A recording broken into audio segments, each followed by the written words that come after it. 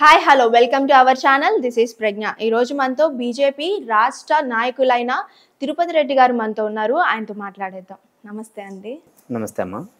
ఈరోజు మనం తెలంగాణలో చూసుకున్నట్లయితే 3 పార్టీలు పోటాపోటీగా ఉన్నాయి. బీజేపీ ఒకటి, బీఆర్ఎస్ ఒకటి, అలానే కాంగ్రెస్.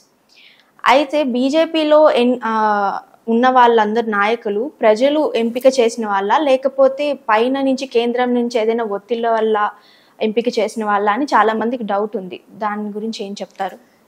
ఎవరైనా సరే నాయకుడు అంటాడు జనాలకు వెళ్ళి గుర్తు. పార్టీకి ఎవరైతే సేవ చేస్తూ జనాలకు అందుబాటులో ఉండి వాళ్లకు అందుబాటులో ఉన్నటువంటి వ్యక్తులు ఎవరైనా సరే నాయకులుగా ఎదుగుతారు. ఎలక్షన్స్ అనేసరికి కొంతమంది ఓడిపోతారు, కొంతమంది గెలుస్తారు. బీజేపీ అనేటువంటిది చాలా రోజుల నుంచి ఒక 2 సీట్ల నుంచి 250 సీట్ల వరకు 280 సీట్ల వరకు గెలిచినటువంటి పార్టీ. ప్రస్తుతానికి తెలంగాణ రాష్ట్రంలో ఇప్పటి వరకు ఒక్కసారి కూడా అధికారంలోకి రాలేదు. అయినా పార్టీని వీడకుండా పార్టీ కోసం అహర్నిశలు కష్టపడుతూ ఏదైతే ఏ గవర్నమెంట్ ఉన్నా సరే వాళ్లకు జనాల తరపున గవర్నమెంట్తో కొట్లాడుతూ జనాలకు రావాల్సినటువంటి ఏదైనా సరే వాళ్ళకు ఉన్నటువంటి అవసరాలను తీర్చాలనేటువంటి ఉద్దేశంతో ఉన్న వాళ్ళు బీజేపీలో ఉన్నారు. గత 40 సంవత్సరాలుగా చూసుకుంటే చాలా మంది అవే ఫేసులు కనిపిస్తాయి, వాళ్ళే నాయకులుగా ఉన్నారని అనుకుంటారు. అంటే ఒకే పార్టీని 40 సంవత్సరాలు 30 సంవత్సరాలు అంటిపెట్టుకొని ఉన్నటువంటి నాయకులు ఎంత కమిట్మెంట్తో వాళ్ళు వర్క్ చేస్తారో మనం అర్థం చేసుకోవచ్చు.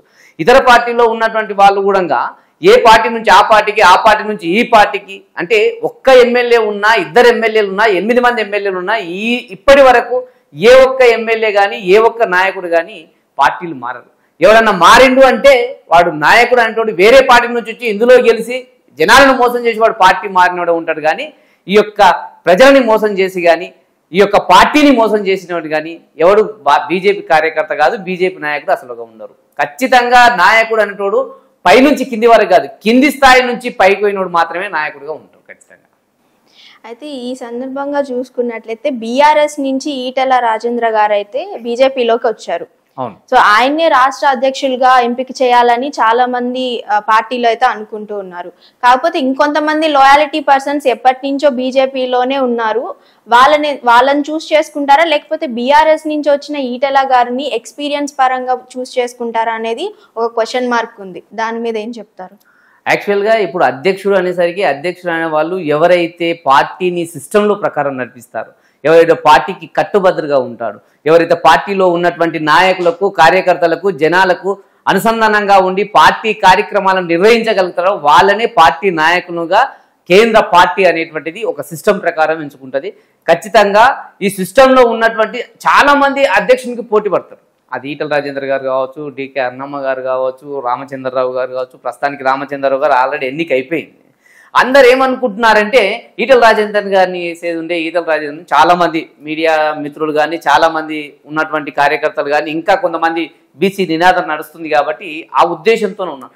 కానీ ఇక్కడ మనం ఆలోచించాల్సింది ఏంటంటే ఒక పార్టీకి ఎవరిని అధ్యక్షుని చేయాలనేటువంటిది జనాలు నిర్ణయించరు. కేంద్ర పార్టీ యొక్క తెలంగాణలో ఉన్నటువంటి అవసరాలను బట్టి, తెలంగాణలో ఉన్నటువంటి పార్టీ కార్యక్రమాలను బట్టి, తెలంగాణలో వచ్చేటువంటి సమన్వయ లోపం లేకుండా పార్టీ కార్యక్రమాలను కానీ పార్టీని ముందరికి తీసుకెళ్లే వ్యక్తులని మన ప్రెసిడెంట్గా తీసుకుంటారు. అందులో భాగంగానే రామచంద్రరావు గారు అనేటువంటి వ్యక్తి ఏబీవీపీ నుంచి, ఆర్ఎస్ఎస్ నుంచి పూర్వకాలంలో ఉన్నటువంటి విద్యార్థి అందరితో అనుసంధానమై ఇప్పటికీ దాదాపుగా 35 నుంచి 40 సంవత్సరాలు పార్టీ కోసం కష్టపడ్డటువంటి వ్యక్తి. యూనివర్సిటీలో చనిపోయి దెబ్బలు కొడితే అంటే పక్క దానికి సంబంధించిన విద్యార్థి నాయకులు అతను చంపేశారు, అంటే చచ్చిపోయాడు, దెబ్బలు కొడితే చచ్చిపోయాడు అనుకుని అక్కడి నుంచి వెళ్ళిపోయిన తర్వాత ఆయన హాస్పిటల్ వేస్తే అప్పుడు బతికాడు. అంటే పార్టీ కోసం అహర్నిశలు కష్టపడుతూ తన ప్రాణాలను లెక్క చేయకుండా కూడా పార్టీ కోసం కష్టపడ్డటువంటి వ్యక్తి రామచంద్రరావు. అటువంటి వ్యక్తికి ఈరోజు రాష్ట్ర అధ్యక్షుడు పదవి దక్కడం వల్ల కింది స్థాయి కార్యకర్తలను ఒక భరోసా ఇచ్చింది. అంటే మనము ఈ పార్టీలో ఉంటే, ఈ పార్టీకి సేవ చేస్తే ఎప్పుడైనా సరే మనం పై స్థాయికి వెళ్ళేటువంటి అవకాశం ఉందనేటువంటిది దీంతో నిర్ణయించబడుతుంది. తర్వాత రామచంద్రరావు గారు క్యాపబిలిటీ తీసుకుంటే ఆయన మనకు దాదాపుగా హైకోర్టులో ఒక 20 నుంచి 30 సంవత్సరాల్లో హైకోర్టులో ఫీల్డ్లో ఉన్నటువంటి వ్యక్తి, లాయర్గా పనిచేస్తున్నటువంటి వ్యక్తి. ఆయన ఏ రోజు డబ్బుల కోసం పనిచేయలేదు. బీజేపీ పార్టీ కార్యకర్తలను కాపాడడానికి, ఏబీవీపీ పార్టీ కార్యకర్తలను కాపాడడానికి, ఏబీవీపీ నాయకులను జైల్లో పడితే విడిపించడానికి తన అహర్నిశలు కష్టపడ్డాడు. తన ఇంట్లో భోజనాలు పెట్టి మరి అక్కడ ఉన్నటువంటి వ్యవస్థను నడిపిస్తూ వచ్చింది కాబట్టి ఈ రోజు అంత అద్భుతమైనటువంటి ఒక అధ్యక్ష పదవి దక్కింది. ఇంకోటి ఏంటంటే ఇట్లా బీజేపీ అనేది సనాతన ధర్మాన్ని అలానే భాషని ముందుకు తీసుకెళ్లే పార్టీ, భాషను అడ్డం పెట్టుకొని ఇక్కడ దాకా వచ్చిందని ఆపోజిట్ పార్టీ వాళ్ళైతే అంటున్నారు. అది ఎంతవరకు నిజం? దేశంలో ఈ రాష్ట్రంలో చూసుకుంటే దాదాపుగా 80% మంది రాష్ట్రంలో హిందువులు ఉన్నారు. దేశంలో కూడా 80 నుంచి 85% మంది హిందువులు ఉన్నారు. 85% మంది హిందువుల కోసం పోరాడుతూనేమో అది మతతత్వ పార్టీ అని మీరే అంటారు. ఆ ఎంఐఎం అనే పార్టీ, ఆ ఎంఐఎంకు తొత్తులుగా మారినటువంటి బీఆర్ఎస్ పార్టీ కానీ, ఎంఐఎంకు తొత్తులుగా మారినటువంటి కాంగ్రెస్ పార్టీ కానీ, ఎంఐఎం అంటూ ఆ యొక్క ముస్లిం నాయకులను ప్రోత్సహిస్తూ వాళ్ళని ప్రోత్సహిస్తే అది మతత్వ పార్టీ కాదు. 85% ఉన్నటువంటి హిందువుల కోసం పోరాడితే మాత్రం మతత్వ పార్టీ. ఇప్పుడు కూడా హిందువుల కోసం పోరాడుతున్న పార్టీ ఏదన్నా ఉందంటే అది బీజేపీ పార్టీ. దాంతోపాటు ఏ ఒక్క వేరే నాయకులు అంటే వేరే వ్యక్తులకు కూడా, వేరే ప్రజలకు కూడా ఎలాంటి మతపరమైనటువంటి ఆంక్షలు లేకుండా మనం ఉన్నటువంటి దాంతో చూసుకుంటే ముస్లింలకు ఇప్పుడు దేశంలో ఎక్కడైనా సరే ముస్లింలకు ఒక సపరేట్ రేషన్ బియ్యం కానీ, హిందువులకు రేషన్ బియ్యం కానీ ఏమైనా పెట్టారా? లేదు కదా. రేషన్ బియ్యం ఎవరు తీసుకుంటారు? అందరూ తీసుకుంటున్నారు కదా. దేశంలో ఉన్నటువంటి ప్రతి వ్యక్తి రేషన్ బియ్యం తీసుకుంటున్నారు కదా. అంటే వీళ్ళకి సపరేట్ ఏం పెట్టలేదు కదా. అది ఇక్కడ ఉన్నటువంటి నాయకులు, ఈ కుహానా మేధావులు బీజేపీ పైన బురద జల్లాలి, బీజేపీ పైన ఉన్నటువంటి జనాల్లో మంచి అభిప్రాయాన్ని చెడగొట్టాలి. అది చెడగొడితేనే, మతాల మధ్యలో చిచ్చు పెడితేనే మాకు ఓట్లు రాలుతాయి అనేటువంటి ఉద్దేశంతో అనడం తప్ప ఇంకో ఆప్షన్ లేదు వాళ్ళకి. కాబట్టి అదే ముందుకు తీసుకెళ్తున్నారు. అందులో ఎలాంటి నిజం లేదనే సంగతి జనాలకు తెలుసు, బీజేపీ నాయకులకు తెలుసు, మాట్లాడుతున్న వ్యక్తులకు కూడా తెలుసు. కాకపోతే మాట్లాడకుంటే వాళ్ళకి ఇబ్బంది అవుతుంది కాబట్టి మాట్లాడుతున్నారు. ఒకప్పుడు కవిత గారి మీద కేసులన్నీ తప్పించడానికి కేటీఆర్ గారు బీజేపీలోకి కలుస్తున్నారు అనే ఆరోపణలు అయితే వచ్చాయి. కాకపోతే ఆయన ఏమంటున్నారంటే ఇప్పుడు మేము బీజేపీలోకి కలిసేదైతే లేదు, కాంగ్రెస్ బీజేపీ ఒకటని అంటున్నారు. దాని గురించి ఏం చెప్తారు? బీజేపీలో కలిసినా కలవకపోయినా బీజేపీకి వచ్చే నష్టం ఏం లేదు. ఆయన కలిసినంత మాత్రాన ఈడేమి ఒరిగిపోదు. ఆయన పార్టీ ఆయన సరిగ్గా చూసుకుంటే సరిపోతుంది. ఎంతసేపు ఆయన ఉన్నటువంటి చేసేటువంటి తెలంగాణ రాష్ట్రంలో ఉన్నటువంటి చేసేటువంటి లంగ పనులు, దొంగ పనులు అన్నీ వేసేసి డబ్బులు సంపాదించుకొని అది బీజేపీ పైన ఆపాదిస్తే కాదు. నువ్వు బీజేపీ పార్టీలో కలిసినా నీవు దొంగతనం చేస్తే దొంగనే అంటారు. మంచోడైతే ఏమన్నారు కదా. ఖచ్చితంగా ఆయన కలిసినా కలవకపోయినా, ఎవరు వచ్చినా రాకపోయినా బీజేపీ పార్టీ అనేటువంటిది తెలంగాణ రాష్ట్రంలో నెక్స్ట్ రాబోయే ఎలక్షన్లో అధికారంలోకి రాబోతుంది. అది దాన్ని చూసే వీళ్ళందరూ భయపడుకొని ఏమేమో మాట్లాడుతున్నారు రకరకాలుగా. ఇప్పుడు కేటీఆర్ రాకపోతే తెలంగాణ రాష్ట్రంలో ఉన్నటువంటి బీజేపీ కింద పడిపోతుందా? కేటీఆర్ రాకపోతే తెలంగాణ రాష్ట్రంలో బీజేపీ అధికారంలోకి రాదా? కేటీఆర్కి అంత దమ్ము ఉంటే, కేటీఆర్కి నిజంగానే అంత అది ఉంటే మొన్న స్థానిక మనం జరిగినటువంటి 3 ఎలక్షన్లో, ఎమ్మెల్సీ ఎలక్షన్లో అసలు క్యాండిడేట్ నిలబెట్టలేదు కదా. ఆ క్యాండిడేట్లు నిలబెట్టలేనటువంటి పార్టీతో మనకెందుకు పోతుంటుంది? మనకెందుకు? ఆయన కలిస్తే ఎంత, కలవకపోతే ఎంత? అయితే బీఆర్ఎస్ లో నాయకులు ఏమంటున్నారంటే కాంగ్రెస్ అలానే బీజేపీ అనేది కేంద్రం పరంగా వేరే ఉండొచ్చు కానీ రాష్ట్రం పరంగా ఒకటే అని అంటున్నారు. ఎందుకు అని అంటే 2 ప్రాజెక్ట్స్ అనేవి సీఎం రమేష్ గారికి అయితే ఇచ్చున్నారు. ఆయన బీజేపీ కార్యకర్త. సో అట్లా ఏమన్నా కాంగ్రెస్ అలానే బీజేపీ 2 ఒకటయ్యాయా అనే ప్రశ్న అయితే వచ్చింది. దానికి ఏం చెప్తారు? నిజంగానే తలకాయల మెదడున్నోడు ఎవడు బీజేపీ కాంగ్రెస్ అనేటువంటిది ఒకటైతుందని వాడు అనుకోడు. ఎందుకంటే 2 నేషనల్ పార్టీలు ప్రతి రాష్ట్రంలో అవి 2 కొట్లాడుతూనే ఉంటాయి. ఖచ్చితంగా ఇక్కడ కూడా ప్రజల పక్షాన ఉన్నటువంటి బీజేపీ పార్టీ కొట్లాడుతుంది, అధికారంలో ఉన్నటువంటి కాంగ్రెస్ పార్టీ, ఇద్దరికి వైరమే ఉంటుంది. ఖచ్చితంగా వైరం అంటే పర్సనల్గా వైరం ఏమి ఉండదు. జనాలకు మీరు ఇచ్చినటువంటి హామీలను ఖచ్చితంగా అమలు చేయాలనేటువంటి ఉద్దేశంతోనే కొట్లాడతారు. కానీ ఒకటి అయ్యే సీను లేదు, ఒకటి అయ్యి వాళ్ళతో మర్జ్ అయ్యి ఇక్కడ ఏం పనులు చేయాలి, ఏం ప్రాజెక్ట్ తీసుకోవాలనేటువంటి అవకాశం లేదు, అవసరం కూడా లేదు. ఖచ్చితంగా అది ఎవరైనా మాట్లాడితే అది అబద్ధం అని చెప్పి. అంటే కాంగ్రెస్ పార్టీ ఇక్కడ రూలింగ్ లో ఉంది కాబట్టి తెలంగాణకి ఎలాంటి ఫండ్స్ అనేవి కేంద్రం నుంచి రావడం లేదు అని సీఎం గారు చాలాసార్లు చెప్పున్నారు. సో దాని గురించి ఏం మాట్లాడతారు? దాదాపుగా 12 లక్షల కోట్ల రూపాయల పనులు కేంద్రానికి సంబంధించినటువంటివి 12 లక్షల కోట్ల రూపాయల పనులు తెలంగాణ రాష్ట్రంలో నడుస్తున్నాయి. అవి ఎక్కడి నుంచి వచ్చినాయి? మరి ఈరోజు గ్రామ పంచాయతీ లెవెల్లో ట్రాక్టర్ నడవాలన్నా, గ్రామ పంచాయతీ లెవెల్లో మోరీలు కట్టాలన్నా, గ్రామ పంచాయతీలో సిమెంట్ రోడ్లు వేయాలన్నా, మున్సిపాలిటీలో సిమెంట్ రోడ్లు వేయాలన్నా, మున్సిపాలిటీలో లైట్లు వేయాలన్నా ఈ ఫండ్ అన్నీ ఎక్కడి నుంచి వచ్చినాయి? కేంద్రం నుంచి వస్తేనే వీళ్ళందరూ అవి తీసుకొచ్చి ఇక్కడ ఖర్చు పెడుతున్నారు. ఈరోజు తెలంగాణ రాష్ట్రంలో జరుగుతున్నటువంటి అభివృద్ధి పనులకు కేంద్రం ఇస్తే తప్ప నీకు దిక్కు లేదు. కనీసం నువ్వు జీతాలు ఇవ్వడానికి దిక్కులేని పరిస్థితులలో నీవు ఉన్నావు. ఈ అభివృద్ధి పనులు ఎక్కడి నుంచి జరుగుతున్నాయి? జరిగేటివి ఖచ్చితంగా కేంద్రం ఇస్తుంది. కానీ కేంద్రం ఇస్తున్నటువంటి దాన్ని వీళ్ళు బొమ్మలు పెడితే ఎక్కడ కేంద్రానికి, మోడీ గారికి ఎక్కడ పేరు వస్తుంది అనేటువంటి ఉద్దేశంతో వీళ్ళు అబద్ధాలు చెప్పడం జరుగుతుంది. అంటే చంద్రబాబు నాయుడు గారు అలానే సీఎం రమేష్ గారు ఇద్దరు కలిసి బీజేపీ తరపున ఇక్కడ టీఆర్ఎస్ అసలు లేకుండానే చేద్దామని అనుకుంటున్నారని నాయకులు అయితే అంటున్నారు, బీఆర్ఎస్ నాయకులు. దాని గురించి ఏం చెప్తారు? అది టీఆర్ఎస్ నాయకులు సమాధానం చెప్పాలి, దానికి మనకెట్లా తెలుస్తుంది? నిజంగానే వాళ్ళిద్దరు అనుకుంటే ఊడిపోయేటువంటి టీఆర్ఎస్ నాయకులు కానీ ఊడిపోయేటువంటి టీఆర్ఎస్ పార్టీ కానీ అంత వీక్గా ఉంటే మనం ఏం చేయలేం. దానికి సమాధానం టీఆర్ఎస్ నాయకులే చెప్పాలి. అంటే ఇట్లా బీజేపీ అనుకుంటుందా ఇట్లా తీసేయాలి, అసలు బీఆర్ఎస్ పార్టీయే ఉండకూడదు? ఏ పార్టీని ఎవరు తీసేయడానికి వీల్లేదమ్మా. ఇది ప్రజాస్వామ్య దేశం. ఎవరన్నా పార్టీ పెట్టుకోవచ్చు, ఎవరన్నా నడిపించుకోవచ్చు. 10 ఏళ్ళు అధికారంలో ఉన్నటువంటి పార్టీని తొలగించడం అనేటువంటిది అసంభవం, అది సాధ్యం కాని పని.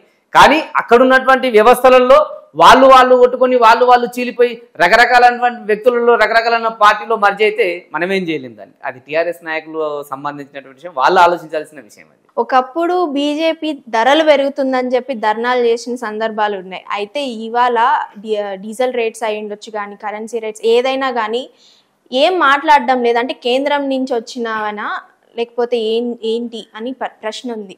నేనేమనంటే బీజేపీ నిజంగానే ధరలు పెంచింటే కాంగ్రెస్ వాళ్ళు కానీ టీఆర్ఎస్ వాళ్ళు కానీ రోడ్లపైకి వచ్చి బైఠాయించి నానా హంగామా చేసేవాళ్ళు. నిన్నమన్న రేట్లు పెరగలేదు.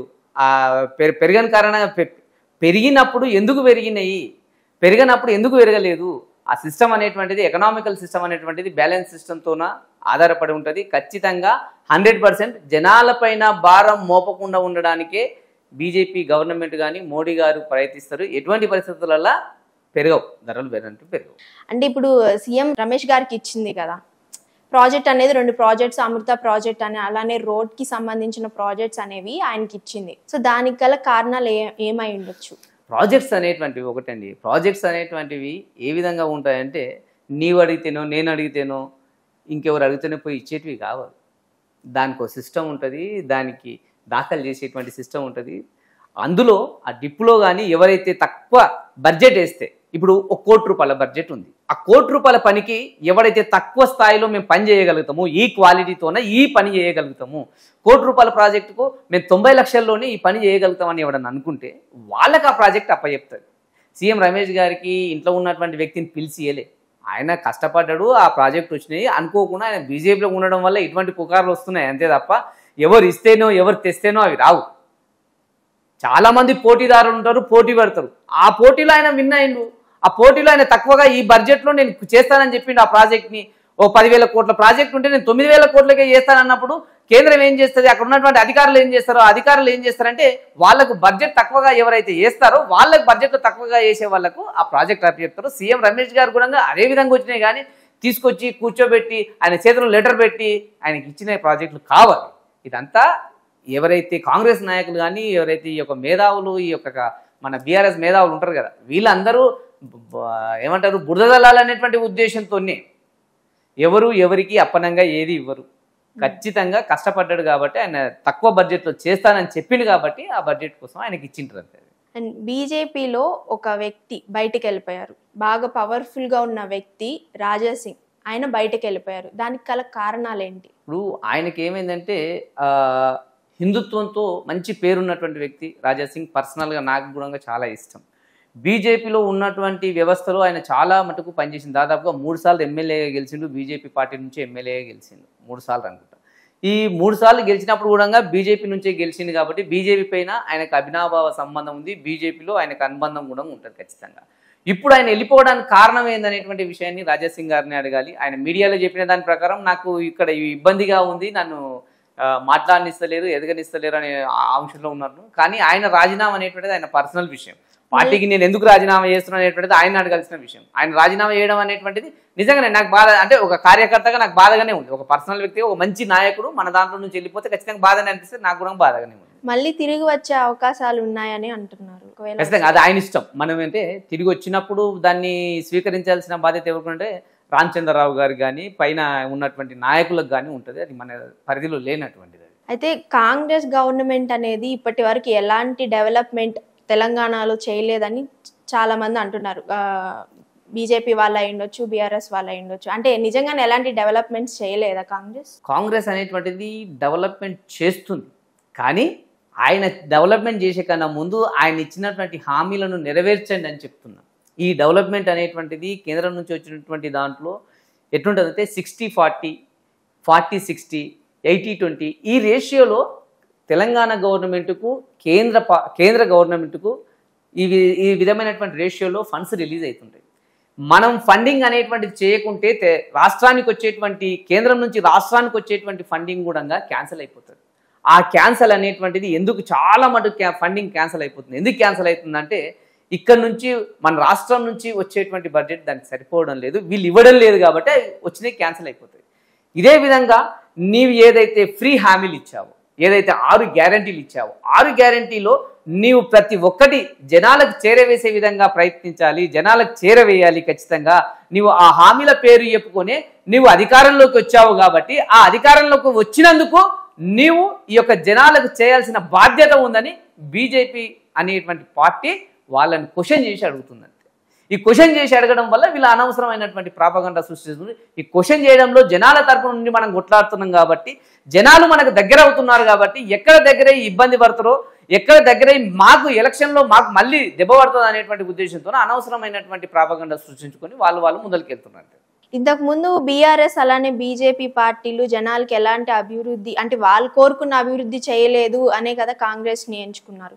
ఈసారి మళ్ళీ బీజేపీ వచ్చే అవకాశాలు ఉన్నాయా? 100% బీజేపీ ఇప్పుడు ఏమంటుందంటే కాంగ్రెస్ ను చూసిండ్రు, టీఆర్ఎస్ ను చూసిండ్రు, ఒకసారి బీజేపీకి కూడా అవకాశం ఇవ్వండి అనేటువంటి ఉద్దేశంతోనే మనం ఓట్లు అడగడానికి ముందరికెళ్తున్నాం. ఒకసారి చూడండి, ఒకసారి అవకాశం ఇవ్వండి అనేటువంటి ఉద్దేశంతో మనం అడగడానికి సిద్ధంగా ఉన్నాం. రాబోయేటువంటి స్థానిక సంస్థల ఎలక్షన్లో కూడా ఇదో మోటోతో ముందరికెళ్తాం. ఏదైతే బీజేపీ కేంద్రంలో ఉందో ఆ కేంద్రం నుంచి వచ్చినటువంటి ఫండింగ్తోనే ఈ యొక్క గ్రామాభివృద్ధి జరుగుతుందని మేము చెప్పడానికి సిద్ధంగా ఉన్నాం. ఈ యొక్క పట్టణాభివృద్ధి జరుగుతుందని చెప్పడానికి సిద్ధంగా ఉన్నాం. ఈ రాష్ట్రంలో అభివృద్ధి జరిగింది ఏమన్నా అంటే కేంద్రం నుంచి వచ్చినటువంటి ఫండింగ్తోనే కానీ ఇక్కడ దాచుకొని పోయినరు.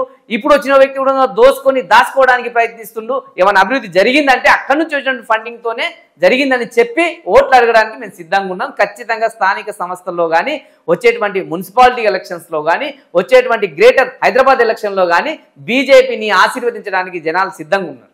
ఇప్పటి వరకు ఉన్న బీజేపీలో గొప్ప నాయకుడు అంటే లాయాలిటీ ఉన్న నాయకుడు ఎవరైనా ఉన్నారు తెలంగాణ తరపున అంటే ఏం చెప్తారు? గొప్ప నాయకుడు తెలంగాణలో రాయల్టీ ఉన్న నాయకుడు, పెద్ద నాయకుడు అనేటువంటిది ఏమి ఉండదండి. ఏ స్థాయిలో ఉన్నటువంటి వ్యక్తి కూడా పార్టీలో క్రమశిక్షణగా ఉంటూ తను పైకి ఎదుగుతూ మిగతా వ్యక్తులను పైకి తీసుకెళ్తూ జనాలకు దగ్గరగా ఉండి జనాలకు న్యాయం చేసే విధంగా పోరాడుతూ ఇతర గవర్నమెంట్ నుంచి రావాల్సింది తీసుకొచ్చే విధంగా చేస్తూ జనాలకు దగ్గరగా ఉండి జనాలకు హెల్ప్ చేసే విధంగానే ప్రతి వ్యక్తి నాయకునిగా కాకుండా కార్యకర్తగా ప్రతి వ్యక్తి ఒక మంచి పేరు సంపాదించాలని కోరుకుంటారు. ఎవరు పెద్ద నాయకుడు కాదు, ఎవరు చిన్న నాయకుడు, ప్రతి ఒక్కరు వారి అప్పచెప్పిన పనులను బట్టి వాళ్ళు పెద్దగా చిన్నగా కనిపిస్తారు కానీ చేసే పని మాత్రం ఒకటే. దేశం first, party next, individual last అనేటువంటి ఒక ఉద్దేశంతోన మనం పార్టీ కోసం పట్టుబడతారు. కార్యకర్తలు స్థాయి నుంచి కేంద్ర అధ్యక్షుడి వరకు కూడా అదే దాంతోనే పనిచేస్తారు, అదే మోటోతోనే పనిచేస్తారు. కాంగ్రెస్ నాయకులు అలానే బీఆర్ఎస్ నాయకులు వీళ్ళు ఏమంటున్నారు అంటే బీజేపీ అనేది కేంద్రవాది, అంటే కేంద్రం తరపున మాత్రమే వాదిస్తుంది, తెలంగాణ తరపున ఎలాంటి వాదనలు ఉండవు, చేయదు అని అంటుంది. ఏ విషయంలో వాదించారు కేంద్రం తరపున? అంటే బీజేపీ అనేది అదే బీజేపీ ఇప్పుడు అంటున్నారు కదా, మీరు బీఆర్ఎస్ అంటుంది, కాంగ్రెస్ అంటుంది కదా, ఏ విషయంలో కేంద్రానికి సపోర్టివ్ గా ఉన్నారు, ఏ విషయంలో ఉన్నారు అంటున్నారు మీరు?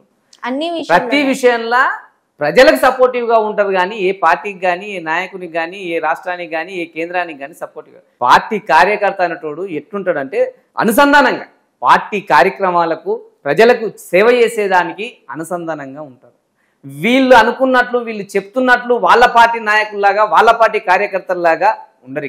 ఇక్కడ సిస్టమ్ ప్రకారం నడుస్తుంది, ఆ సిస్టమ్ ప్రకారమే ముందరికెళ్తారు ఖచ్చితంగా ప్రతి ఒక్క వ్యక్తి. అంటే బీజేపీకి ఇక్కడ తెలంగాణలో పోటీ చేసే హక్కు లేదు అని అంటున్నారు. ఎందుకంటే తెలంగాణని తీసుకొచ్చింది బీఆర్ఎస్ కదా సపరేట్ గా, బీజేపీ అప్పుడు మాకు ఎలాంటి సహాయం చేయలేదు, అలాంటప్పుడు బీజేపీకి ఇక్కడ పోటీ చేసే అనుమతే లేదు అని అంటున్నారు. బీజేపీకి పోటీ చేసే హక్కు లేదనుకున్నటువంటి వ్యక్తులకు ఒక సీటు రాలేదు, మొన్న ఒక సీటు కూడా రాలేదు. ఎందుకు రాలేదు? మరి బీజేపీకి నిజంగానే హక్కు లేదనుకుంటున్నాం, ఓకే మేము పోటీ చేస్తే మమ్మల్ని అందరిని ఓడగొట్టాలి, ఎందుకు ఓడగొట్టలేదు? 8 సీట్లు ఎందుకు ఇచ్చిండ్రు? దాదాపుగా రాష్ట్రంలో ఉన్నటువంటి 16 సీట్లు అంటే ఒక సీట్ ఎంఐఎం పోతే 16 సీట్లు ఉన్నాయి. 16 సీట్లలో సగం సీట్లు మాకు వచ్చినట్లే కదా, అంటే జనాలు మమ్మల్ని ఆశీర్వదించినట్లే కదా. ఎవరిని ఓడగొట్టిండ్రు? ఒక్క ఎంపీ సీటు కూడా రాకుండా ఎవరిని ఓడగొట్టిండ్రు? నిజంగానే కాంగ్రెస్ గవర్నమెంట్ ఉంది కదా, కాంగ్రెస్ గవర్నమెంట్ మొత్తానికి కాంగ్రెస్ 16 రావాలి కదా, ఎందుకు రాలేవు మరి? నీవెవడో చెప్తే చేయడానికి కాదు, జనాలు ఆశీర్వదిస్తే అధికారంలోకి వస్తారు. నీవు చెప్తే పోటీ చేయడానికి, నీవు చెప్పకుండా ఉంటే పోటీ చేయడానికి కాదు ఇక్కడ ఉన్నది. జనాలకు తెలిసిపోయింది మీరు దొంగలు లంగలు అనేటువంటి ఉద్దేశంతోనే జనాలు ఇంకో వ్యక్తికి, ఇంకో దొంగకు లంగకేసిండ్రు.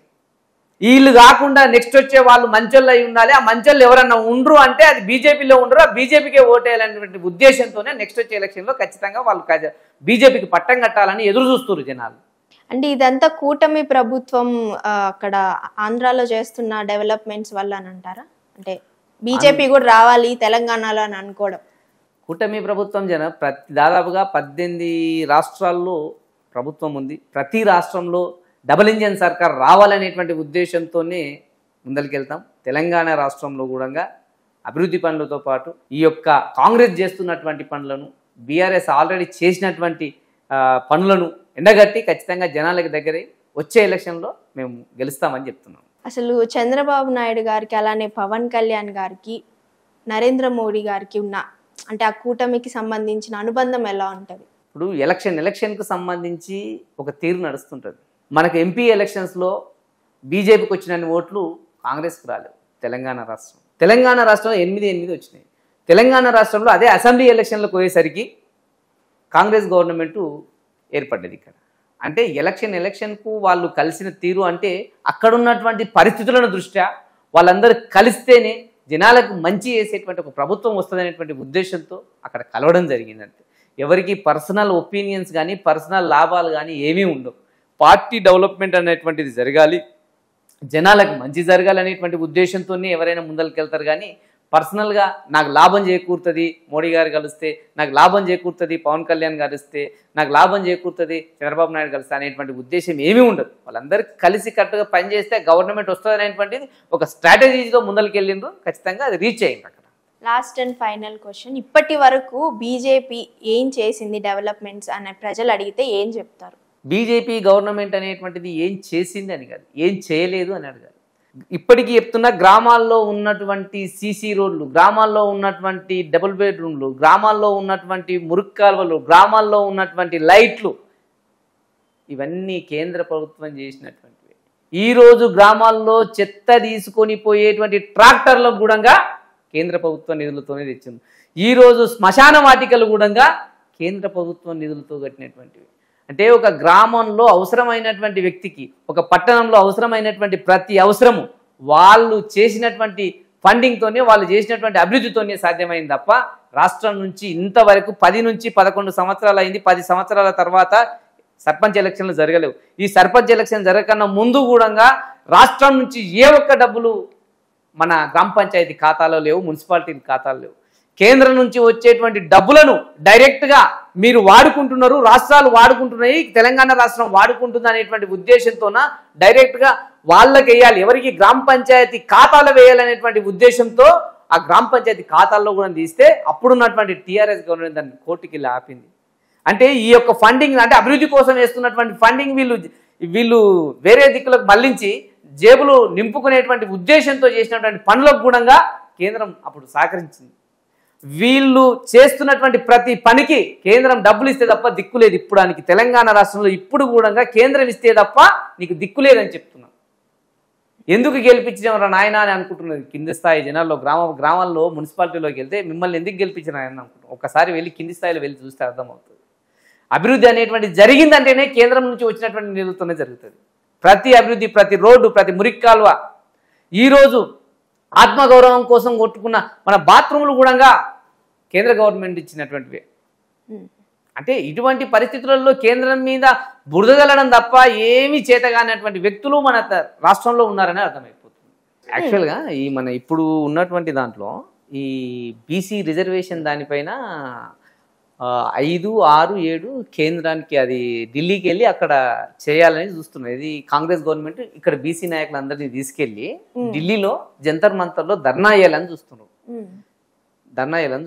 ఆ బీసీ రిజర్వేషన్ అనేటువంటిది నిజంగా దానికి సంబంధించిన విషయాలు ఏంటి, బీసీ రిజర్వేషన్ అనేటువంటిది అయ్యేదేనా, అసలు అవుతుందా? అది ఇప్పుడు హాట్ టాపిక్ గా నడుస్తున్న క్వశ్చన్ ఏంటి అంటే బీసీ రిజర్వేషన్స్. అసలు ఈ బీసీ రిజర్వేషన్స్ అనేవి అయ్యే టాపిక్. బీసీ రిజర్వేషన్ అనేటువంటిది కొత్తగా తెరలేపినటువంటి ఒక నాటకం మాత్రమే. కాంగ్రెస్ గవర్నమెంట్ 6 గ్యారంటీలని మళ్లించాలి అనేటువంటి ఉద్దేశంతోనే, తప్పుదోవ పట్టించాలనేటువంటి ఉద్దేశంతోనే ఢిల్లీ వెళ్ళి జంతర్ మంతర్ దగ్గర మేము అది చేస్తాం ఇది చేస్తాం ధర్నాలు చేస్తాం అనేటువంటి ఉద్దేశంతో వాళ్ళు చెప్తున్నారు తప్ప అందులో ఎటువంటి క్లారిటీ లేదు.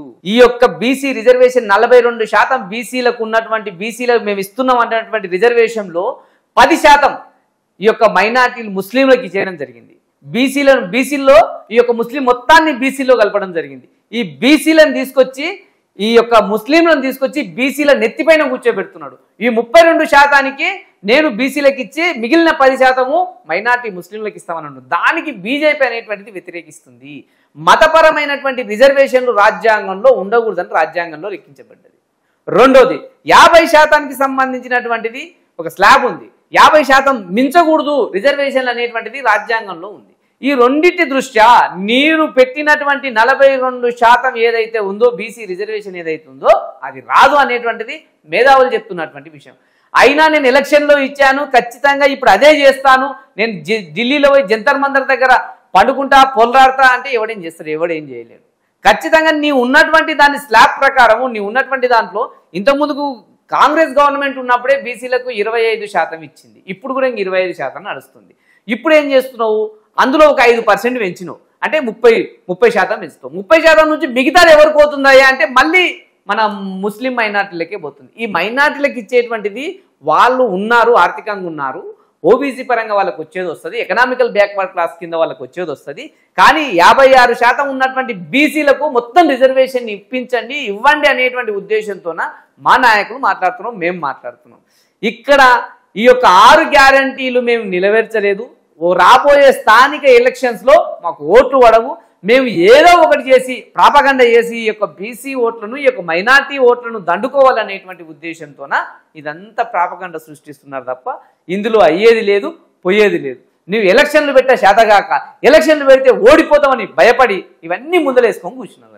చాలా థ్యాంక్స్ అండి. మాకు పార్టీల మీద ఉన్న అవగాహన మాకు ఇచ్చినందుకు చాలా చాలా థ్యాంక్స్. నమస్తే.